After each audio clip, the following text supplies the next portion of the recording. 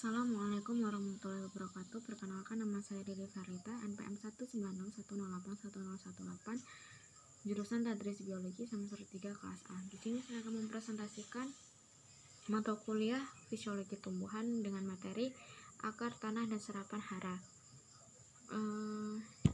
Apa itu akar, tanah, dan serapan hara tersebut? Dengan pengecualian karbon dan oksigen yang disuplai sebagai karbon dioksida dari udara, tanaman terestrial umumnya mengambil unsur hara dari larutan tanah melalui perakaran.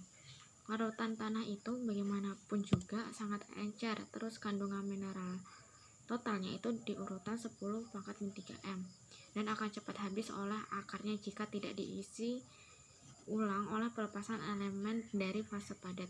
Dalam bab akar, tanah, dan serapan hara, kita akan mengkaji ketersediaan unsur hara dalam tanah dan serapannya oleh akar. Yang pertama yaitu tanah sebagai sumber hara, sifat koloid tanah, dan sifat pertukaran ion. Terus yang kedua, mekanisme transportasi zatnya. Yang ketiga itu lalu lintas ion ke dalam dan melalui jaringan akar dan konsep ruang bebas yang tampak. Yang selanjutnya yaitu peran menguntungkan mikroorganisme. Di sini saya akan menjelaskan tanah sebagai sumber hara. Tanah sangat bervariasi dalam hal komposisi, struktur, dan suplai hara. Terutama penting dari perspektif nutrisi adalah partikel tanahnya. Terus anorganik dan organik yang disebut dengan kolit. Kolit tanah itu untuk menahan nutrisi yang dilepaskan ke dalam larutan tanah yang tersedia untuk diambil oleh akar. Terus yang selanjutnya yaitu serapan hara. Agar nutrisi mineral diambil oleh tanaman, mereka harus masuk ke dalam dengan melintasi membran plasma sel akar. Dari sana mereka dapat diangkut melalui simplas ke bagian dalam akar dan akhirnya menemukan jalan mereka ke bagian tanaman lainnya. Adapun ada 3 konsep dasar difusi sederhana.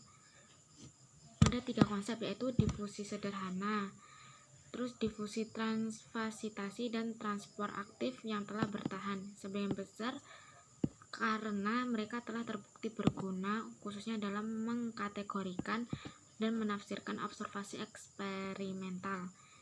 Terus yang selanjutnya yaitu akumulasi selektif ion oleh akar. Selektivitas protein transport dan kemampuan sel itu untuk mengakumulasikan zat terlarut dengan transport aktif bersama-sama memungkinkan akar mengakumulasi ion nutrisi dari larutan tanah secara selektif.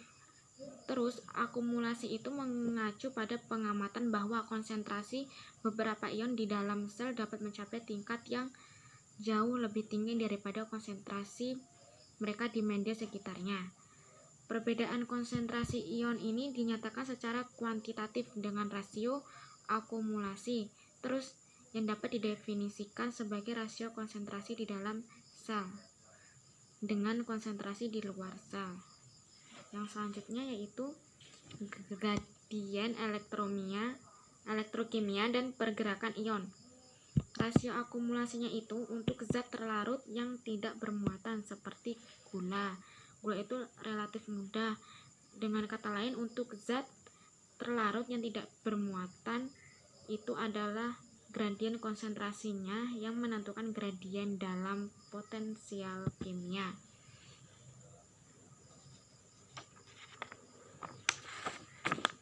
Yang selanjutnya yaitu pompa elektrogenik sangat penting untuk transport aktif seluler. Energinya untuk menggerakkan transport aktif terutama berasal dari hidroksis ATP. Membran transduksi energi kloroplas dan mitokondria mengandung besar multiprotein ATPase kompleks. ATPase ini disebut pompa ATPase proton atau H+ ATPase. Yang selanjutnya yaitu proses pengambilan ion seluler bersifat interaktif. Kekurangan makronutrien nitrogen atau disebut juga N, fosforus atau disebut juga dengan P, kalium disebut juga dengan K, dan sulfur disebut dengan juga S dapat menjadi faktor pembatas untuk pertumbuhan dan kelangsungan hidup tanaman dalam kondisi alami. Efek kompleks dan interaktif dari kekurangan mikronutrien pada transkripsi gen dan fisiologi seluler menunjukkan bahwa serapan hara paling baik digambarkan sebagai jaringan jalur yang kompleks. Yang selanjutnya yaitu arsitektur root penting untuk memaksimalkan penyerapan ion.